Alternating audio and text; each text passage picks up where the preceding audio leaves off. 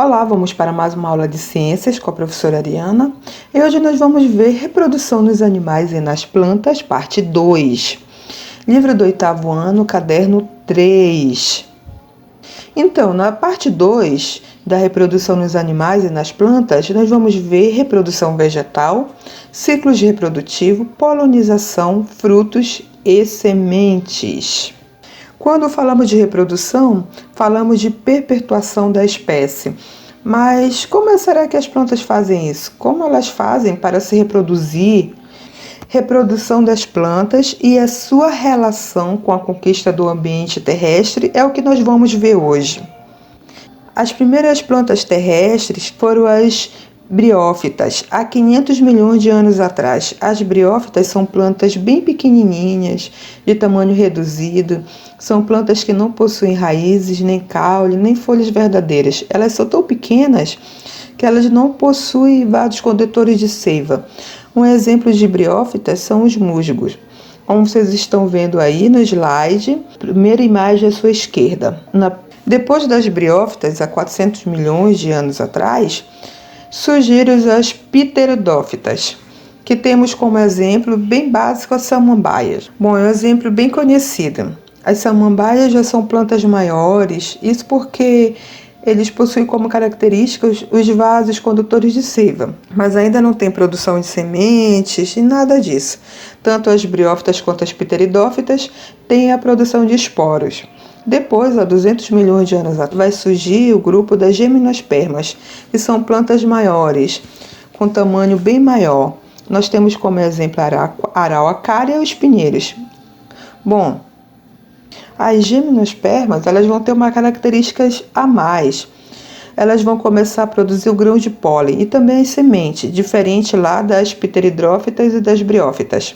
E por fim, há 100 milhões de anos atrás, vamos ter então o grupo das angiospermas, que é o grupo mais completo.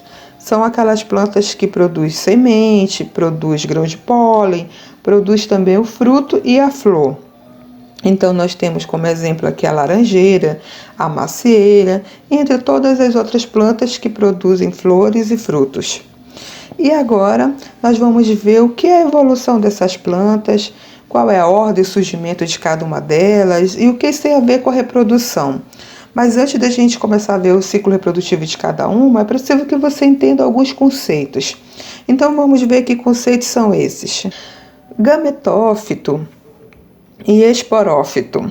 Gametófito é aquela parte da planta que produz os gametas, ou seja, que produz as células reprodutoras. Nos animais, nós chamamos os gametas de óvulos e de espermatozoides. Vocês estão lembrados disso da última aula.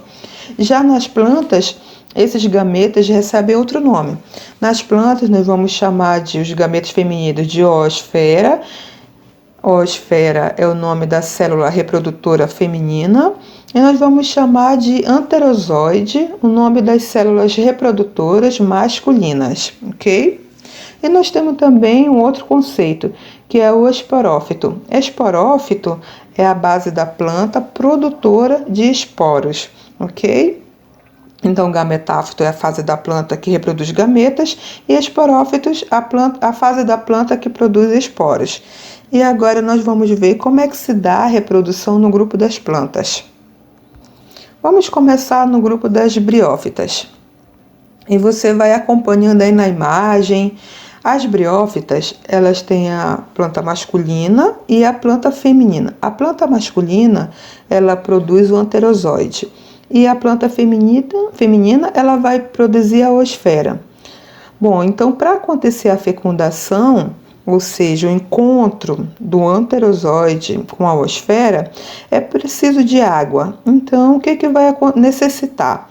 Vai necessitar de pingos de chuva. Quando um pingo de chuva, então, cai sobre o anterozoide, ele vai nadar até a oosfera, igual vocês estão vendo aí na imagem 1 e 3.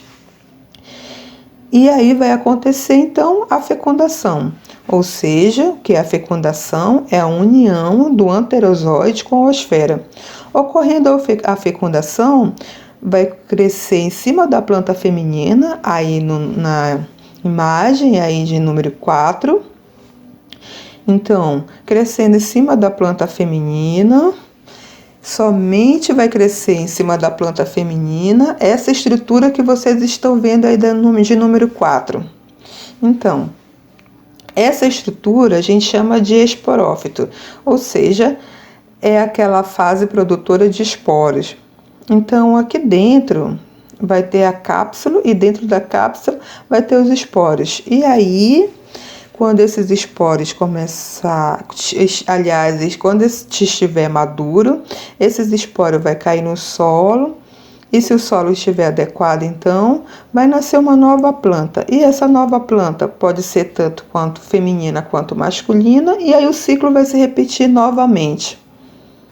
Bom, então agora nós vamos ver como é que se dá a reprodução das pteridófitas. Como eu te falei, a samambaia é o melhor exemplo de pteridófitas.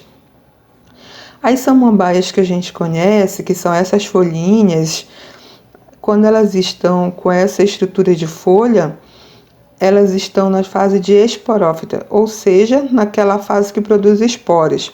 Então, vai chegar um determinado momento que a gente vai ver atrás da folha alguns pontinhos marrons, como você está vendo aí na sua imagem, à direita em cima.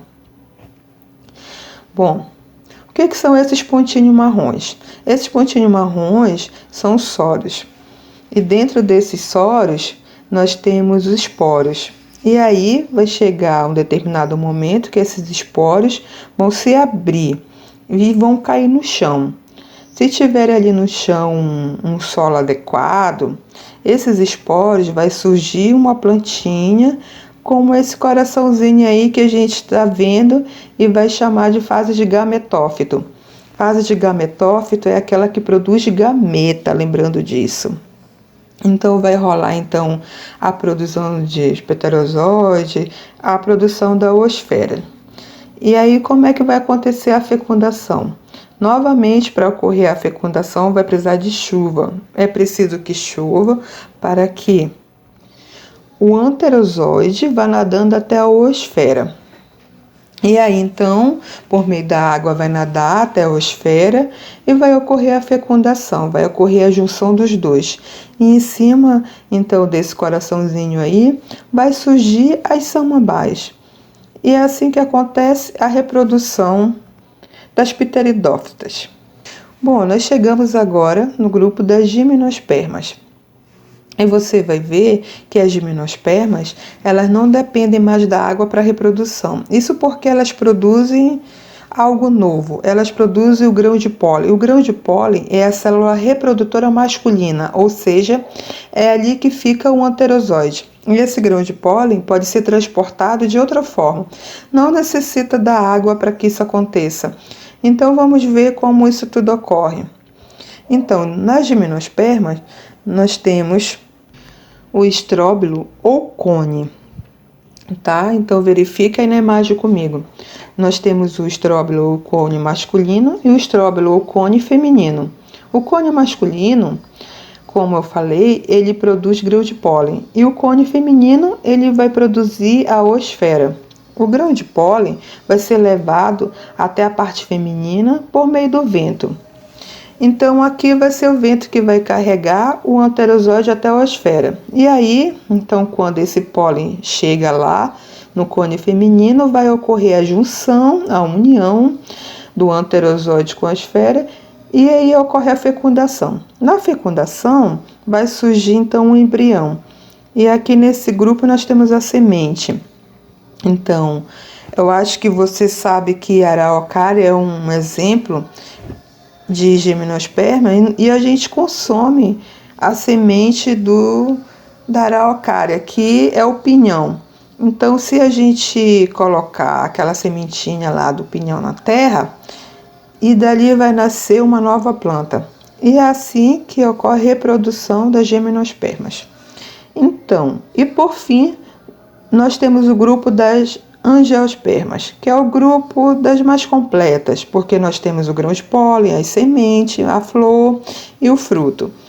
Bom, aqui de novidade vai entrar a flor e o fruto. As flores, na verdade, elas são muito relativas, de cores, de cheiro.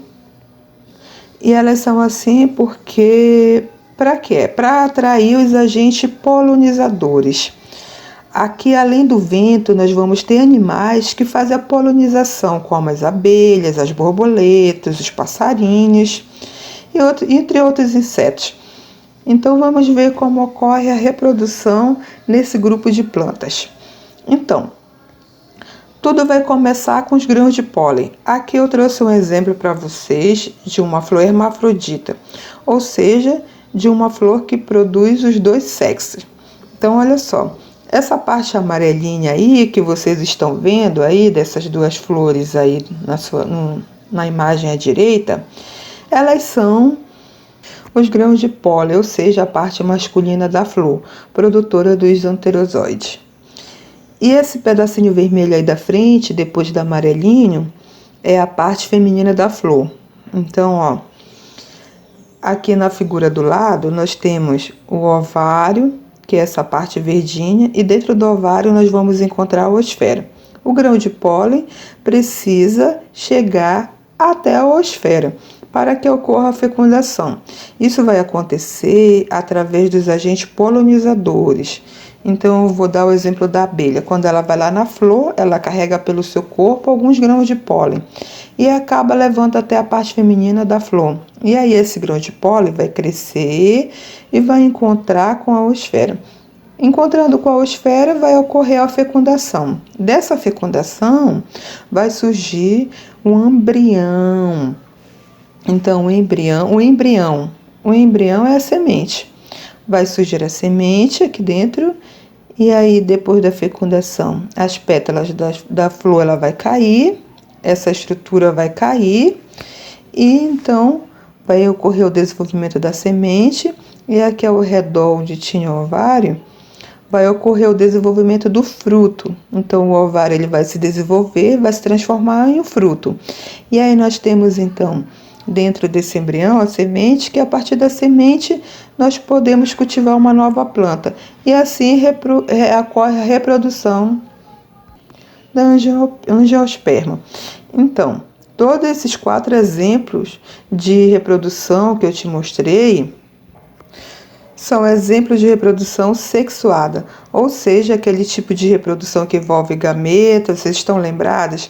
Que envolve células reprodutoras, ou seja, nas plantas nós chamamos de anterozoide e de oosfera.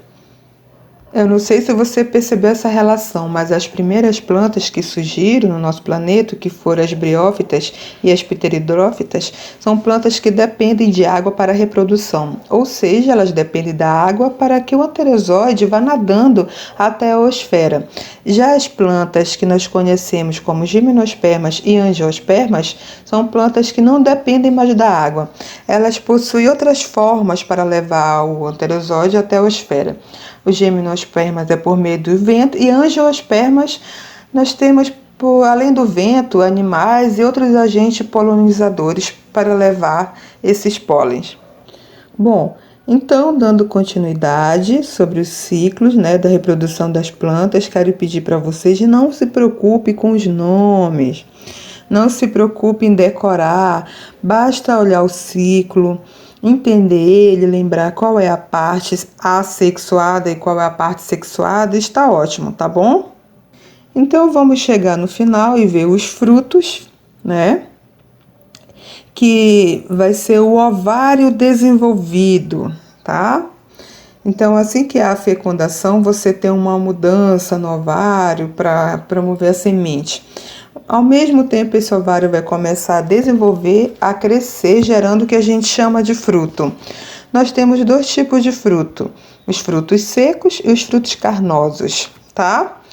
Sendo que dentre essas variedades, nós até temos os frutos falsos. Calma que nós vamos ver tudo certinho, tá bom? Então, as partes básicas desses frutos são o ericarpo, que é conhecido como endocarpo ou mesocarpo. Ah, professora, que nome diferente, então vamos lá. O epicarpo é como se fosse a nossa epiderme, é a casca que está em volta, tá? O mesocarpo, que você come, e endocarpo vai ser a estrutura que vai cobrir a semente. Nós temos alguns tipos diferentes na divisão, em que é o caso do pêssego, por exemplo, pêssego, ameixa, então que eles vão ter o endocarpo mais duro, que a gente chama de caroço, que tem um corte aí para vocês verem a divisão dele, até você ver a semente, ou amêndoa, tá? Um exemplo também desse fruto, como o nosso conhecido é o abacate, não é isso? Então, como eu falei para vocês antes, nós temos os frutos carnosos ou secos. Ah, professora, então quer dizer que quando eu como feijão eu estou comendo um fruto? Não, você está comendo a semente do feijão. O fruto é aquela casquinha que envolve o feijão, é a vagem que a gente chama. No caso aí do amendoim que vocês estão vendo, é a casca dele. E nós temos aí os frutos, como eu tinha falado, que é a terceira categoria, que são os falsos frutos.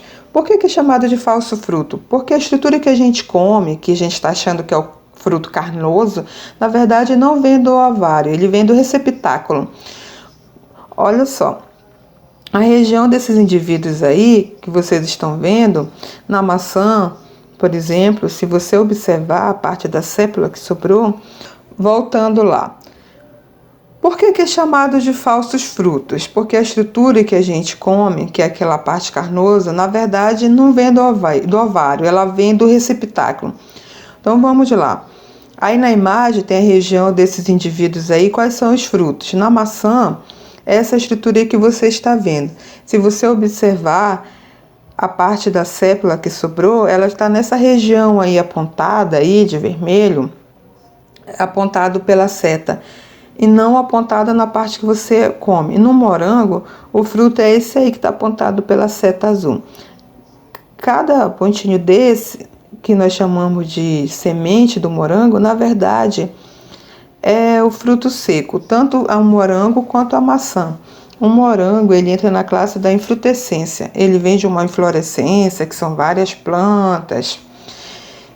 E a mesma coisa aqui, quando ele desenvolve, ele gera uma frutescência, que são esses carocinhos aí que nós estamos apontando aí, está apontando na imagem.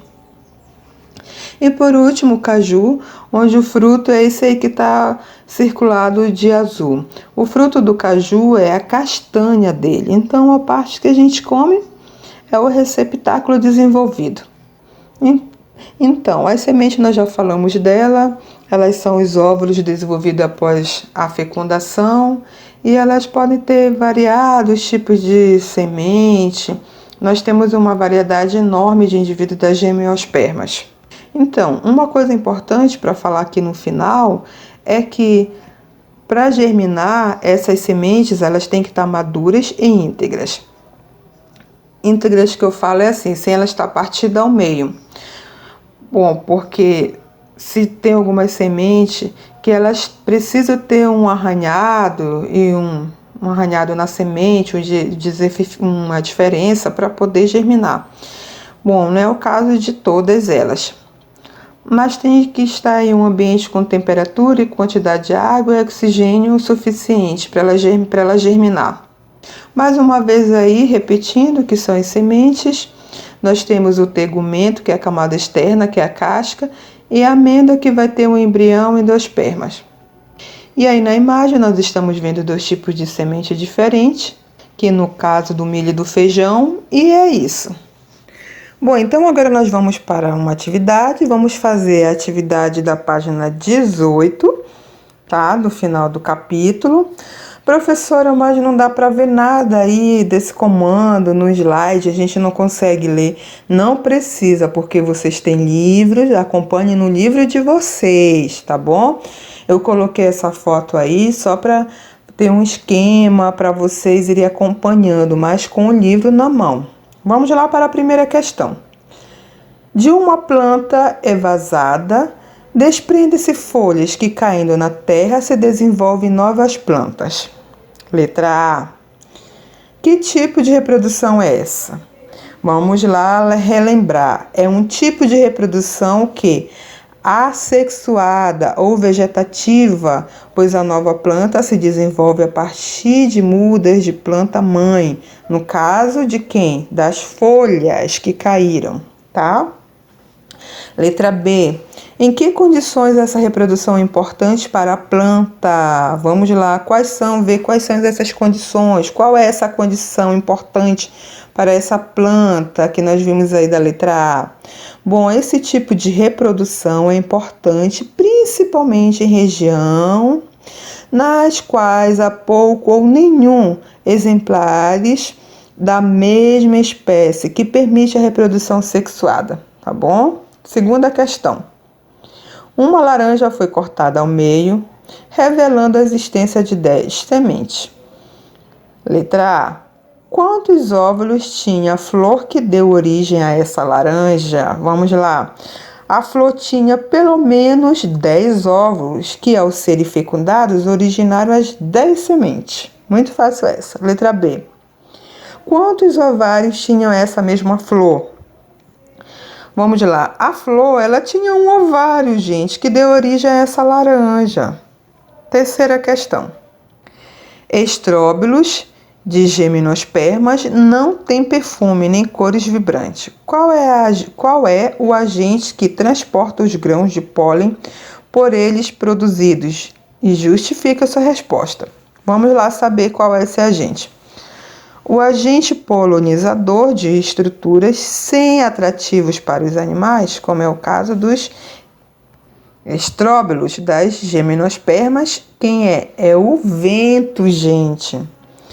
Quarta questão.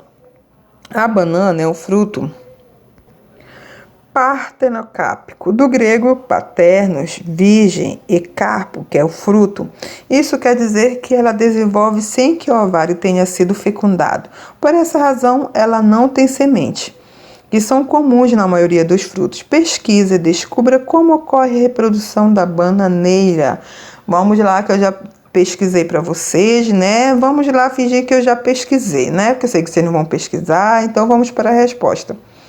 Essas plantas se reproduzem sexualmente, propagação vegetativa, por meio de caule subterrâneo, que cresce horizontalmente, de onde nascem folhas. A estrutura aérea, que à primeira vista parece o caule da bananeira, na realidade são folhas que crescem firmemente enroladas, ou seja, imbricadas umas às outras. Então é isso. Bom, então é isso. Espero que todos tenham compreendido o assunto e não esqueçam de fazer atividade para fixarmos o assunto, ok?